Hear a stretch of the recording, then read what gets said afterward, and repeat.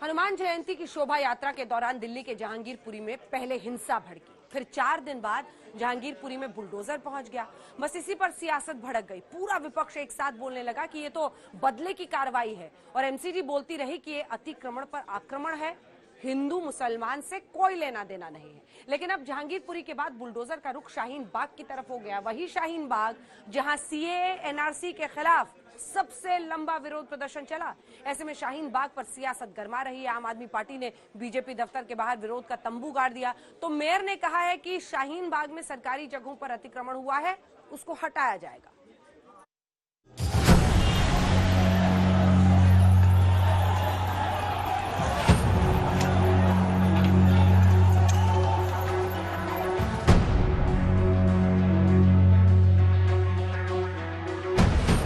जहांगीरपुरी के कुशल चौक से तोड़फोड़ मचाता हुआ अतिक्रमण का बुलडोजर मस्जिद के अतिक्रमण तक पहुंच गया और मस्जिद के अवैध निर्माण के गेट को एमसीडी के बुलडोजर ने धराशायी कर दिया।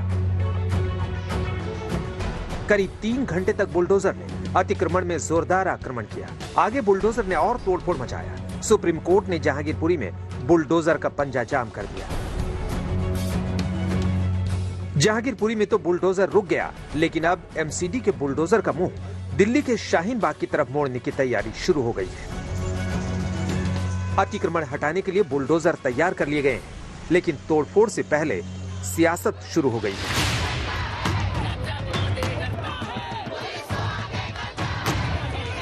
दिल्ली में बीजेपी दफ्तर के बाहर सत्ताधारी आम आदमी पार्टी के कार्यकर्ताओं ने बुलडोजर अभियान के खिलाफ विरोध मार्च निकाला। बुलडोजर एक्शन को वापस लेने की मांग की गई।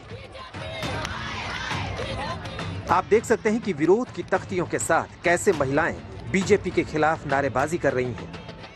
देखिए क्या हो रहा है कि भारतीय जनता पार्टी को पता है कि उनका एमसीडी से सुपड़ा साफ होने वाला है।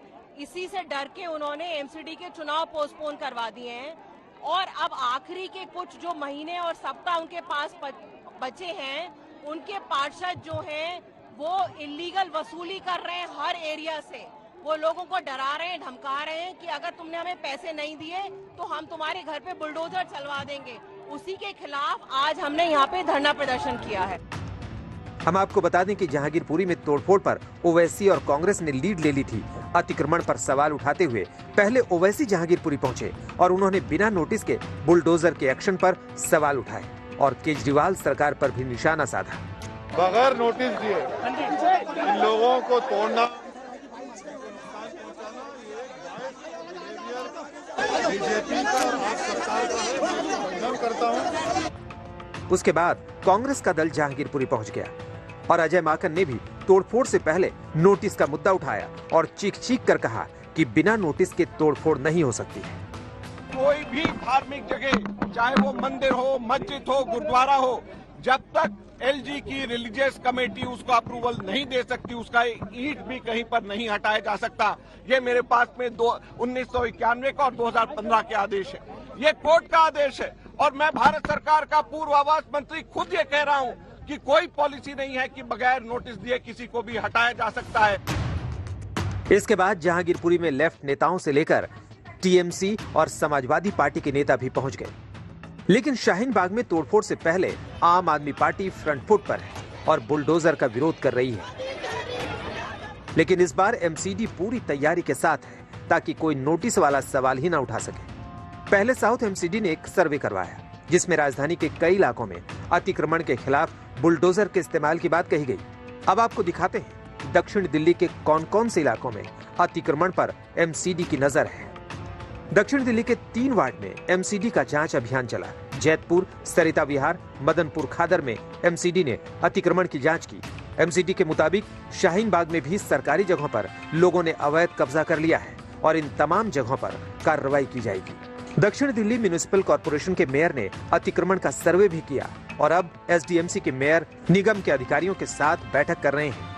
मेयर का आरोप है कि शाहीन बाग, सरिता विहार और कालिंदी कुंज में लोगों ने अवैध कॉलोनी काटकर अवैध कब्जा जमा लिया है। कि जहाँ अतिक्रमण होगा और जहाँ पर बांग्लादेश या रोहिंग्यों को बसाने का काम किया गया है, जहाँ पर अवैध अतिक्रमण अवैध निर्माण किया गया, वहाँ पर हम पूरी तरह से बुलडोजर। अगर बांग्लादेशी और रोहिंग्यों के खिलाफ अतिक्रमण किसी ने किया, उस पर चलाएंगे नहीं चलाएंगे? बिल्कुल चलाएंगे। अगर जिनको कोर्ट का संरक्षण है, कोर्ट का स्टे, उस पर हम कार्रवाई जो कोर्ट का माध्यम से करेंगे, बाकी जगह हम पूरी तरह से कार्रवाई करेंगे। भाजपा के लोगों को सबसे पहले आज भलसवा में जा करके और सर्वे करना चाहिए कि आखिर 15 साल में उन्होंने क्या किया था कि जो आज दिल्ली के लोगों को इस तरह से आग से जूझना पड़ रहा है। बुलडोजर चलाए होते 15 साल तो ये पहाड़ नहीं खड़ा होता। एमसीडी की टीम का सर्वे तो तैयार है और मेयर ने यहां तक कहा है कि जरूरत पड़ी तो कभी भी कार्रवाई संभव है। जिन इलाकों को चिन्हित किया गया है उनमें से अधिकांश इलाके यमुना के किनारे बसे हैं।